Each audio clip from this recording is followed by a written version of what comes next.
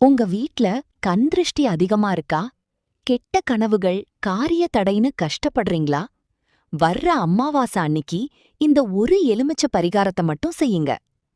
முதல்ல ஒரு கரை இல்லாத மஞ்சள் எலுமிச்சம்பழத்தை எடுத்துக்கோங்க.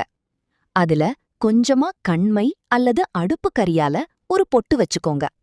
இத மதியம் 12 மணி அல்லது ராத்திரி 9 மணிக்கு மேல செய்யலாம்.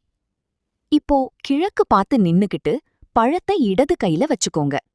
வாராகி அம்மன் இல்லனா காளி பேர மனசுல 3 முறை சொல்லுங்க.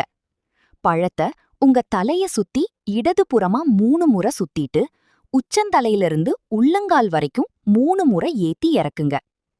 அடுத்து அந்த பழத்த அடிப்பகுதி பிரியாம 4ஆ வெட்டுங்க. அதுல 3 முறை காற்ற ஊதிட்டு அப்படியே ஒரு பேப்பர்ல சுருட்டி வீட்டுக்கு வெளியே கால்படாத இடத்துல போட்டுடுங்க.